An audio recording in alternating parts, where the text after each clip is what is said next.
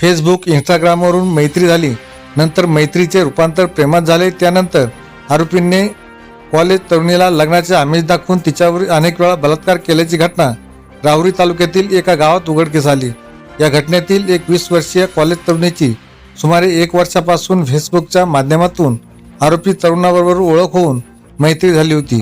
त्यानंतर आरोपीने तरुणीला त्याचा इंस्टाग्राम ID दिला, त्यावर दोघे जण बोलू लागले। नंतर मैत्रीचे रूपांतर प्रेमात झाले। दोघांच्या भेटीगाठी वाढल्या। दिनांक 8 मार्च 2025 रोजी सकाळी आरोपीने त्या तरुणीला त्याच्या घरी बोलावून घेतले आणि तिच्याकडे शारीरिक संबंधाची मागणी केली। तरुणीने त्याला नकार दिला असता तरुणाने बोलबच्चन करून तिच्या इच्छेविरुद्ध तिच्यासोबत बळजबरीने शारीरिक संबंध केले। त्यानंतर कॉलेज तरुणी आरोपीला म्हणाली, आपण लग्न कधी करायचे? तेव्हा आरोपी म्हणाला की मला इलेक्शनसाठी उभं राहायचं आहे, इलेक्शन झाले की त्यानंतर आपण लग्न करू। त्यानंतर आरोपीने अनेक वेळा तरुणीशी शारीरिक संबंध केले। दिनांक 12 नोव्हेंबर 2025 रोजी सकाळी 11 वाजेच्या सुमारास त्याच्या घरात तरुणीसोबत बळजबरीने शारीरिक संबंध केले।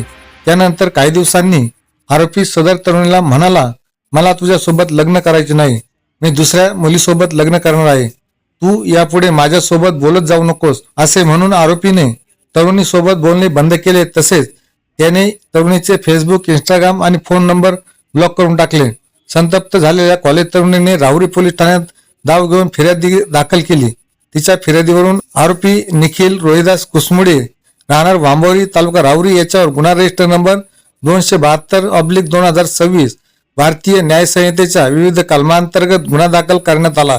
गुन्हा दाखल झाल्यानंतर पोलीस निरीक्षक संजय ठेंगे यांच्या मार्गदर्शनाखाली पोलीस उपनिरीक्षक गणेश वाघमारे, पोलीस हवालदार रवींद्र कांबळे आदी पोलीस पथकाने घटनास्थळी हजर राहून घटनेची माहिती घेतली। आरोपी निखिल रोहिदास कुसमुडे हा फरार झाला असून पोलीस पथकाकडून त्याचा शोध सुरू आहे।